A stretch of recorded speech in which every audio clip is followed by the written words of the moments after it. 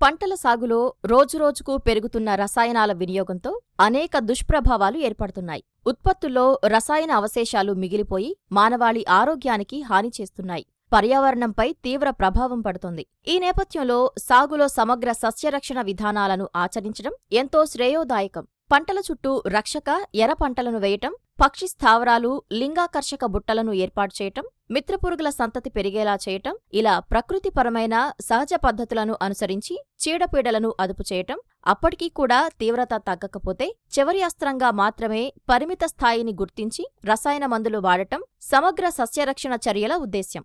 అయితే ప్రస్తుతం అధిక శాతం రైతులు పూర్తిగా రసాయన పద్ధతులపైనే ఆధారపడుతున్నారు. దీనివల్ల ఎదురయ్యే సమస్యలను తెలియజేసి పర్యావరణ అనుకూల విధానాలపై అవగాహన కల్పించడానికి పనిచేస్తోంది కేంద్రీయ సమగ్ర సస్యరక్షణ కేంద్రం.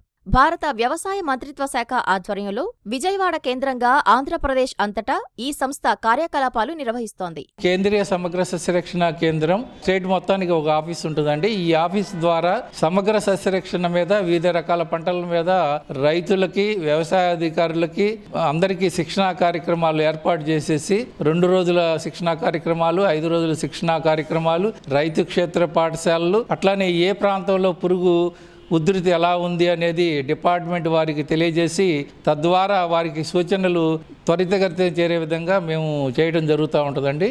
ఈ సమగ్ర సస్యరక్షణలో ముఖ్యమైన అంశం ఏంటంటే పురుగు తెగులు గుర్తింపు అనేది ముఖ్యమైనదండి.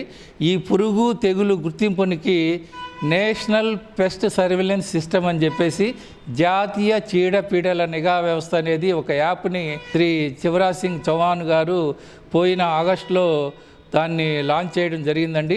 ఆ యాప్ను ఉపయోగించడం ద్వారా ఈ యొక్క ప్రధానమైన పంటల్లో పురుగులని, తెగుళ్ళని, మేలు చేసే పురుగులని, అట్లనే సూక్ష్మ పోషక లోపాలని కూడా మనం ఒక ఫోటో తీయడం ద్వారా తెలుసుకోవడానికి అవకాశం ఉంది.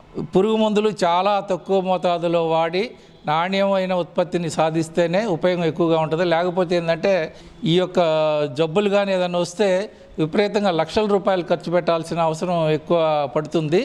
అలాంటి సందర్భంలో మనం వీలైనంత వరకు మొదటగా వేరే ప్రత్యామ్నాయ మార్గాల ద్వారా పురుగు నియంత్రణ చేసుకొని చివరి అస్త్రంగా మాత్రమే రసాయనిక పురుగు మందులని, అట్లానే ఎరువుల్ని వాడవలసిన అవసరం ఎంతైనా ఉంది. అట్లానే ప్రత్యామ్నాయ మార్గాలైన పచ్చిరొట్ట ఎరువులు కానీ, బయో సంబంధమైన పురుగు మందులను కానీ, లేకపోతే వృక్షజాతి సంబంధమైన పురుగు మందులను కానీ వాడి కషాయాలు కూడా చాలా బాగా పనిచేస్తాయి. కాబట్టి వాటిని కూడా ఉపయోగించి పంటలో వచ్చే వివిధ రకాలైన పురుగులని, తెగుళ్ళని నియంత్రించుకున్నట్టయితే మనకి ఎంతో ఉపయోగము. ఒక పంటకి ఒక బోర్డర్ క్రాప్ని వేసుకోవడము, ట్రాప్ క్రాప్లను వేసుకోవడము, అలాగే ఈ స్టిక్కీ ట్రాప్స్ వంటివి పెట్టుకోవడము, తర్వాత ఈ బర్డ్ ఫెచెస్ కూడా పెట్టుకోవడము, బయోలాజికల్ కంట్రోల్కి సంబంధించి బయో పెస్టిసైడ్స్, బయో ఇన్సెక్టిసైడ్స్ వాడడము, వేప సంబంధమైన రసాయనికాలు కూడా వాడి ఈ పంటల్ని మరి రక్షించుకోవడానికి ఇప్పుడు దీనిలో ఉన్న మళ్ళీ ఇంకొన్ని లేటెస్ట్ అప్డేట్స్ తోటి ఈ ట్రైనింగ్ అనేది ఏర్పాటు చేశారు. మనకి మిర్చిలో బోర్డర్ క్రాప్గా జొన్నని, మరి ట్రాప్ క్రాప్గా బంతిని, ఆముదాలని, వీటన్నిటిని కూడా వేసుకున్నప్పుడు బంతి కూడా మనకి కొన్ని నష్టం కలిగించేటువంటి పురుగులకి ఆ బంతి పూలు త్రిప్స్కి వాటికి అది ఆవాసంగా ఉంటుంది.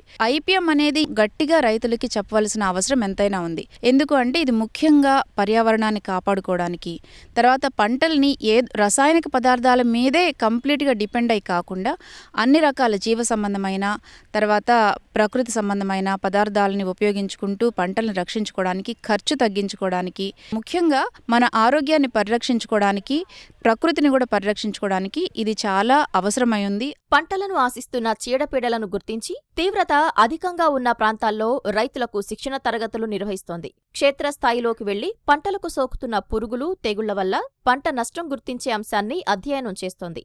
దీంతో సాగు సమస్యకు పరిష్కారాలు లభిస్తున్నాయంటున్నారు రైతులు.